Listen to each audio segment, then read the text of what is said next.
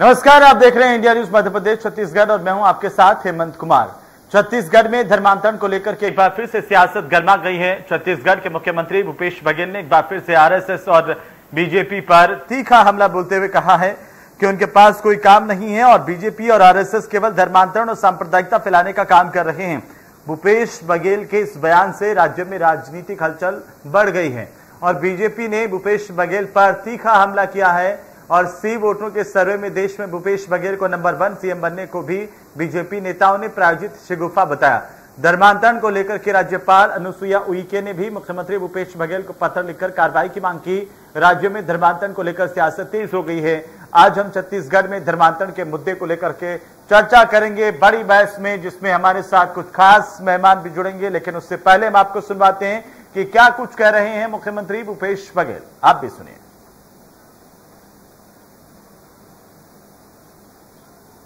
Bharatiya Janata party के पास अब कोई काम नहीं है, आरएसएस के पास कोई काम नहीं है। छत्तीसगढ़ में किसान के साथ न्याय हो रहा है, मजदूर के साथ न्याय हो रहा है, आदिवासियों के हितों की रक्षा हो रही है, अनुसूचित जाति के हितों की रक्षा हो रही है, महिलाओं और युवाओं के हित में लगातार निर्णय लिए जा रहे हैं। तो छत्तीसगढ़ में उनके पास अब कोई मुद्दा नहीं बचा। तो उनके दो प्रिय विषय हैं, एक धर्मांतरण, दूसरा सांप्रदायिकता, और दोनों को हवा देने की कोशिश कर रहे हैं। मैं पिछले दिनों बस्तर के सारे आदिवासी संगठनों से मैंने बात की, ऐसी कोई बात नहीं है जितना हल्ला भारतीय जनता पार्टी और आरएसएस के लोग कर रहे हैं। उसी प्रकार से कवर्धा का मामला भी आप देख लें कि यही लोग हैं जो दूसरे शहरों से जाके दंगा भड़काने का काम किया है। मैं उस समय भी बोला हूं कि जो भी दोषी होगा या जिनके पास भी कोई साक्ष्य होगा उनके खिलाफ सख्त कार्रवाई होगी।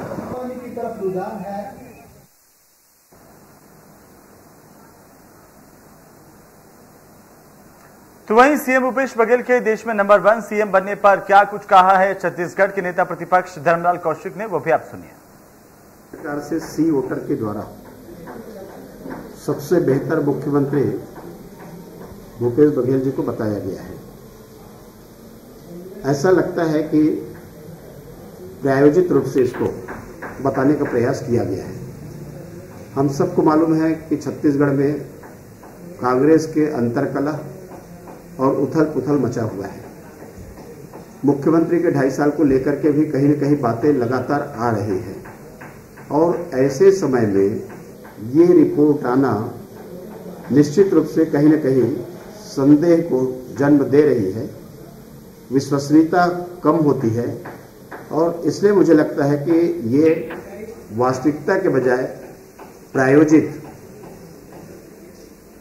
जिस प्रकार से बताया गया है, तो ये प्रायोजित रूप से ये हो सकते हैं और उसी का एक परिणाम में बेहतरी लूटने का प्रयास किया जाए।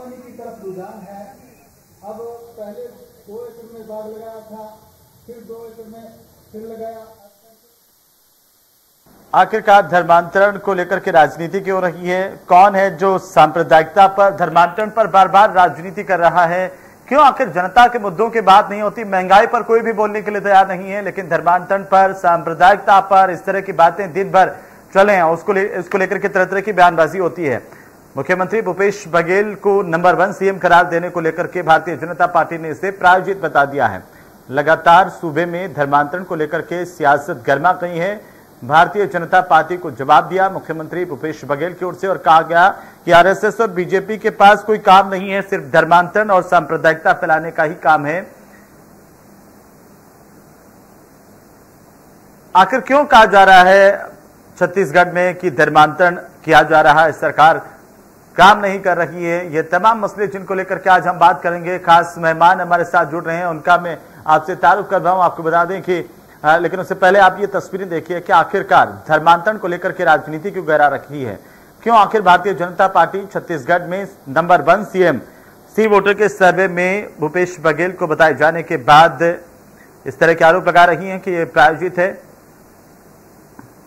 तो राजनीति में इस तरीके से दोनों तरफ से आरोप प्रत्यारोप का सिलसिला छत्तीसगढ़ में भी देखने को मिल रहा है। हालांकि मुख्यमंत्री भूपेश बघेल ने कहा कि छत्तीसगढ़ ऐसा राज्य है जहां पर सभी लोगों के अधिकार सुरक्षित है। कोई भी अगर घटना होती है तो सरकार तुरंत संज्ञान में लेती है, कार्रवाई करती है और लगातार हमने दिखाया भी कि कार्रवाई भी हुई, चाहे वो जशपुर की घटना हो, बाकी जगहों की घटनाएं हो, तमाम जगहों पर सरकार ने एक्शन लिया है और दोषियों को बख्शेंगे नहीं। उन्होंने ये भी कहा कि मैं खुद इस तरह की बातों को लेकर के लगातार जानकारी भी लेता हूं और प्रशासन को पूरी तरह से मुस्तैद भी किया हुआ है कि किसी तरह की कोई इस तरह की घटना को बर्दाश्त नहीं किया जाएगा। हमारे साथ खास मेहमान जुड़ चुके हैं चर्चा के लिए। तो सबसे पहले मैं परिचय करवा दूं, नितिन भंसाली हमारे साथ हैं, कांग्रेस पार्टी के प्रवक्ता, नीलू शर्मा हमारे साथ हैं, भारतीय जनता पार्टी के प्रवक्ता, और साथ ही मनीष वोरा हमारे साथ हैं, राजनीतिक विश्लेषक के तौर पर जुड़ रहे हैं। आप तीनों का बहुत बहुत स्वागत है इस चर्चा में। सबसे पहले सवाल जो है वो नितिन भंसाली जी आप ही से शुरुआत करेंगे, क्योंकि आखिर भारतीय जनता पार्टी यह आरोप लगा रही है बार बार धर्मांतरण को लेकर के कि सूबे में धर्मांतरण हो रहा है। सी वोटर सर्वे को लेकर के भी बीजेपी ने आरोप लगाए कि ये प्रायोजित है। क्या बोलूं अब मैं इसमें, आरएसएस और बीजेपी का इतिहास ही आप उठाकर देख लीजिए तो धर्म के नाम पर राजनीति करना और सांप्रदायिकता, जैसा माननीय मुख्यमंत्री जी ने कहा कि इनके दो पसंदीदा विषय हैं, एक धर्मांतरण और एक सांप्रदायिकता। छत्तीसगढ़ में भरपूर प्रयास इन्होंने चीजों में किया, काफी प्रयास किए, पर छत्तीसगढ़ में देखिए हर वर्ग खुश है, किसान, मजदूर, युवा, महिलाएं, हर वर्ग में बड़ी खुशहाली है और सारी चीजें बेहतर है। तो मुद्दे तो इनके पास बचे नहीं, तो मुद्दा विहीन विपक्ष जो है अब वो ये धर्मांतरण और सांप्रदायिकता जैसी चीजों को फैलाकर भाई भाई में झगड़े करवाकर ये जो अपनी राजनीतिक रोटियां सेकना चाह रहे हैं, जैसा कि इनका इतिहास है तो अपने इतिहास को ही दोहरा रहे हैं। ये जड़ जाएगा इनकी बातों का, तो इससे कोई फर्क नहीं पड़ता। हम मुस्तैद हैं और हमने बिल्कुल ईंट का जवाब पत्थर से देने का मन बना लिया। कवर्धा में काफी इन्होंने प्रयास किया और किन लोगों ने वहां जाकर वहां पर दंगे फसाद करवाने का काम किया, ये पुलिस की एफआईआर में, पुलिस की जांच में ये चीजें भी सामने आ चुकी है। कितना भी रसूखदार व्यक्ति होगा उसे नहीं बख्शा जाएगा। अब सी वोटर सर्वे को ये फर्जी बता रहे हैं या इसमें बोलते हैं कि ये तो क्या सुनियोजित है, तो जो लोग सुनियोजित दंगे करवाते हो, फसाद करवाते हो, उसको तो सब कुछ सुनियोजित ही लगेगा। गर्व करना चाहिए कि जिस राज्य में वो रह रहे हैं उस राज्य के मुख्यमंत्री, उस राज्य का नाम जो सी वोटर के सर्वे में सर्वश्रेष्ठ मुख्यमंत्री की श्रेणी में आता है, तो इसमें तो छत्तीसगढ़ की जनता को खुश होना चाहिए। आज देखिए PACS CM Bhupesh Baghel social media में कितनी भयानक धूम मचाए हुए हैं। इससे ये साबित होता है कि प्रदेश के जो मुखिया है वो बेहतर काम कर रहे हैं और विपक्ष जो है वो मुद्दा विहीन है, और मुद्दा विहीन होने की वजह से जैसा कि इनका इतिहास है, ये बार बार धर्मांतरण और सांप्रदायिकता के इस प्रकार के मुद्दे को लाकर आम जनता का ध्यान डाइवर्ट कर रहे हैं।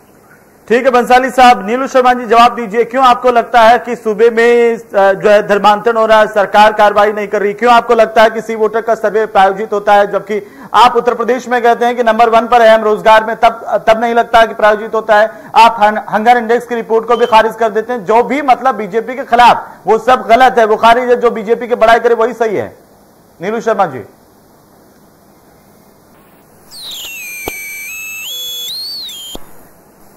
नीलू जी आपको आवाज आ रही है मेरी?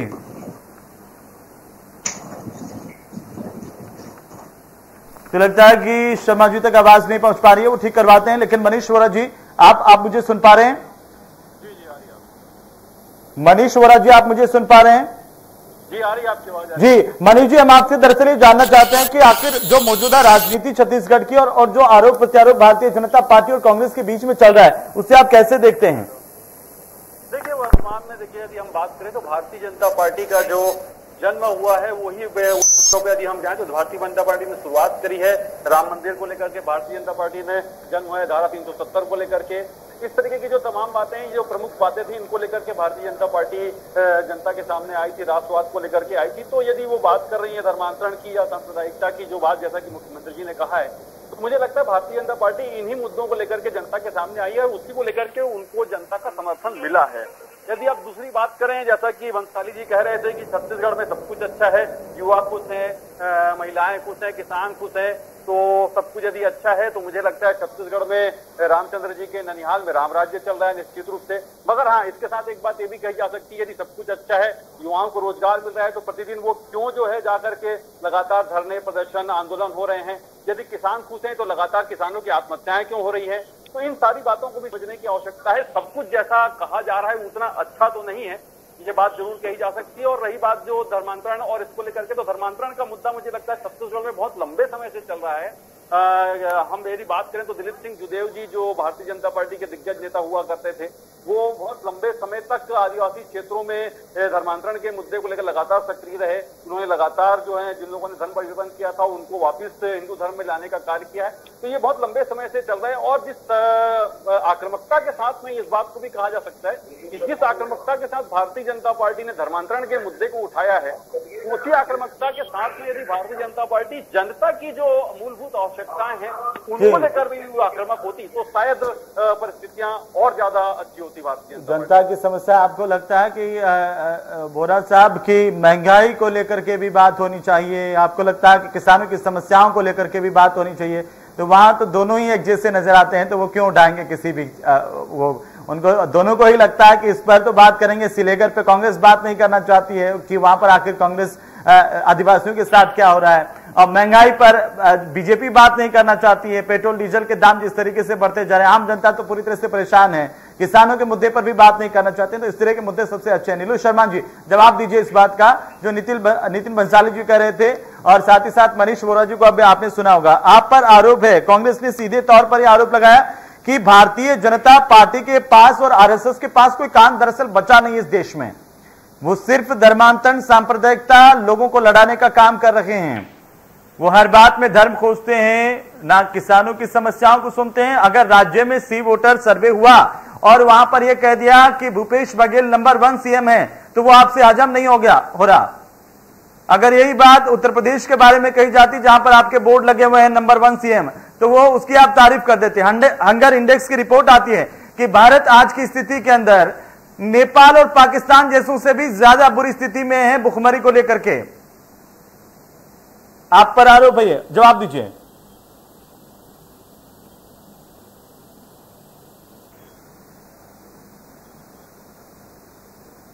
नीलू शर्मा जी आप मुझे सुन पा रहे हैं? नीलू शर्मा जी आप मुझे सुन पा रहे हैं?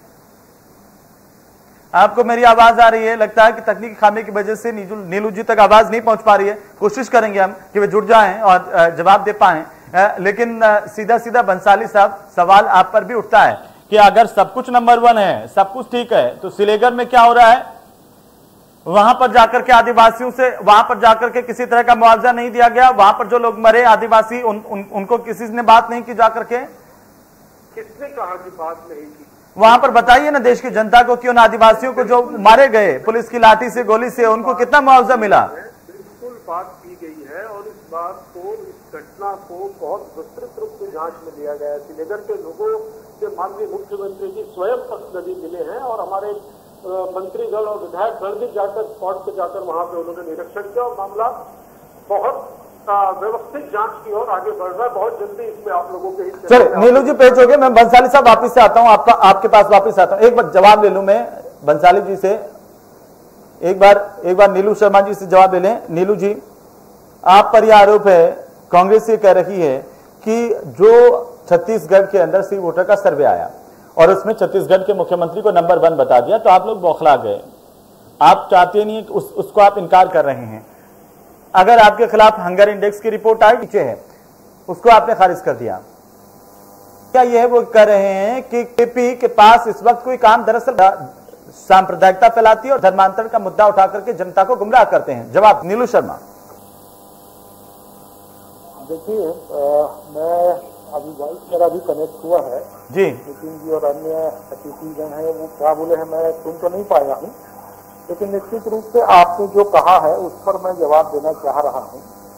सबसे पहले जो सर्वे आया है सी वोटर्स का, उसमें जो छत्तीसगढ़ को उन्होंने प्रथम स्थान दिया, उसमें हम बौखलाहट हमारी नहीं है।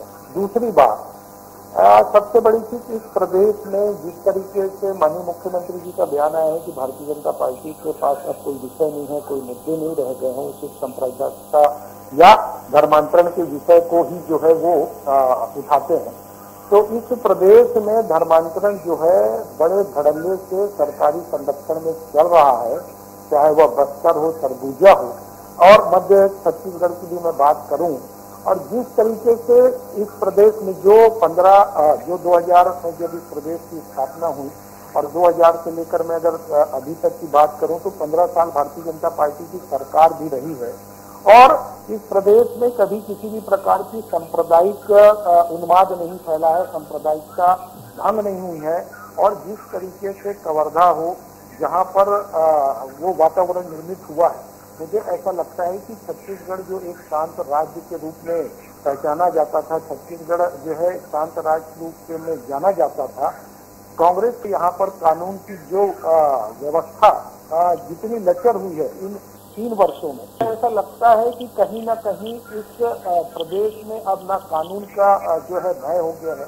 आप देखेंगे कि अभी जसपुर के पत्थल गांव में जो घटना हुई है, जो वीडियो आया है, वो वास्तव में विचलित करने वाला है।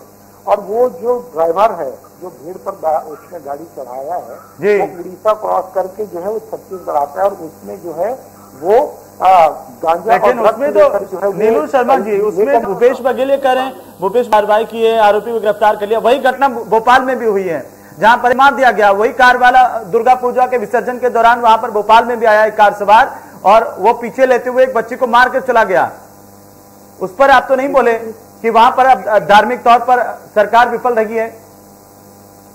देखिए, इस प्रदेश में जिस तरीके से तस्करी का प्रकरण है, चाहे इस प्रदेश में माफियाओं का राज हो, इस प्रदेश में जिस तरीके से भ्रष्टाचार हो रहा है, इस प्रदेश में जिस तरीके से धर्मांतरण हो रहा है, इस प्रदेश में जिस तरीके से कानून को जो है वो ताक में रखकर, मैं अभी परसों की घटना बता रहा हूँ, रेत माफियाओं ने तहसीलदार के ऊपर जो है वो उनके ऊपर अटैक किया है। कहाँ है आज ये सरकार की कानून की व्यवस्था? किस तरीके से आज यहाँ पर राज है? आज किसी भी तरीके से मतलब कोई प्रकार का जो है भय नहीं रह गया है। और रही बात पत्थल गांव की, तो पत्थल गांव में अगर वहां पर उस गाड़ी में जो है नशीला पदार्थ पाया जाता है और छत्तीसगढ़ के बॉर्डर को क्रॉस करके आते हैं, किसी क्या कर रही थी? और प्रदेश के वर्षों में जिस तरीके से तस्करी हो रही है, चाहे मैं हाथी दांत की तस्करी की बात करूं, चाहे मैं गांजे की तस्करी की बात करूं, नशीले पदार्थ करूं, एक व्यक्ति अभी 300 उसके लिए तो कहा है ना सीएम ने कि यहाँ पर हम चेक पोस्ट स्थापित कर रहे हैं और हम लगातार कोशिश में कार्रवाई अर्थ हुआ। संक्षेप में, बिल्कुल संक्षेप में जवाब दीजिए। नितिन बंसाली जी हैं। नितिन बंसाली जी, बहुत सारे सवाल उठाए हैं कांग्रेस पार्टी के साथ। कीजिए, मुझे इनके सवालों में बड़ी मजा आएगी क्योंकि तथ्यहीन और मुद्दा विहीन बातें हैं। टोटल कहीं तो ना कोई तथ्य है ना कोई इनके पास मुद्दा है। घूम फिरकर धर्मांतरण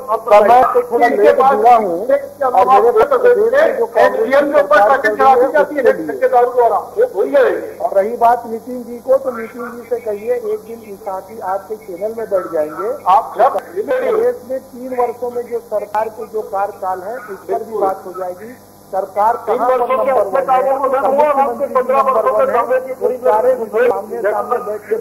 है, लेकिन ये भी तो सरकार के बंसाली साहब, ये भी तो सरकार की अगर कहीं धर्मांतरण जैसा मसला आ रहा है तो उस पर भी सरकार कार्रवाई करे समय रहते, ये भी तो सरकार की ही जिम्मेदारी बनती है। प्रकरण है धर्मांतरण। ठीक है, ठीक है, ठीक है सर। मनीष वोरा जी, एक आपने दोनों की बातों को सुना है।